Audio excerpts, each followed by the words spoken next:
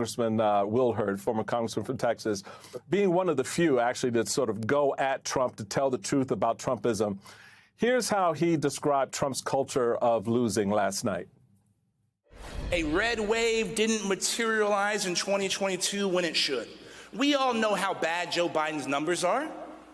He can be beat. This can be an opportunity to have conservative leadership for 16 years. I'm not talking about winning one election. I'm talking about a generation of this. The reason Donald Trump lost the election in 2020 is he failed to grow the GOP brand.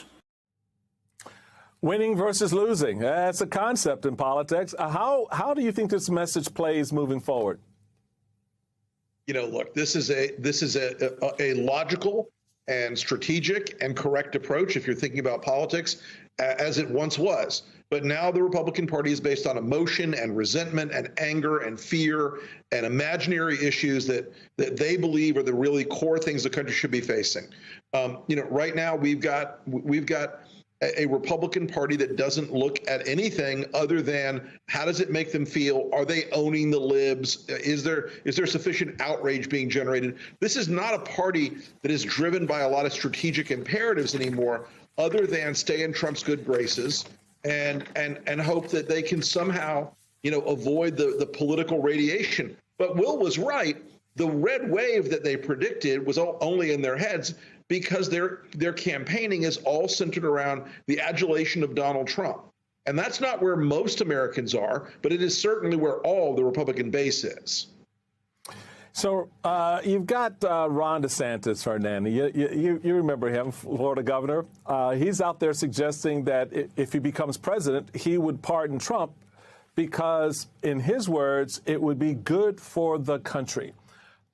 What do you think of that as a political message at this time? But will it really, in the end, do you think that's something the country would feel good about? Well, number one, of course not. The country would not feel good about it. That's just stroking the erogenous zones of the MAGA cult, personality cult base.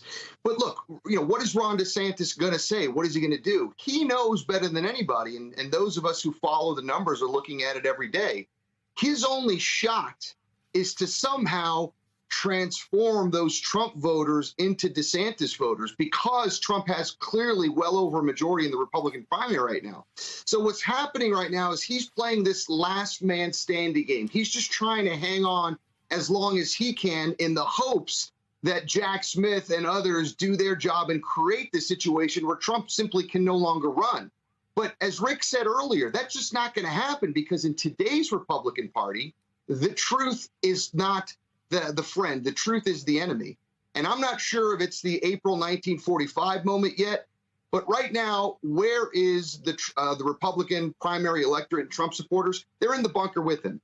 And you look at whether it's Asa Hutchinson or Will Hurd, they're like those German generals at the end of the day. They knew the war was on the brink of being totally lost, trying to do everything possible to wrest power away from the crazy sociopath who was completely divorced from reality. And it's really not working.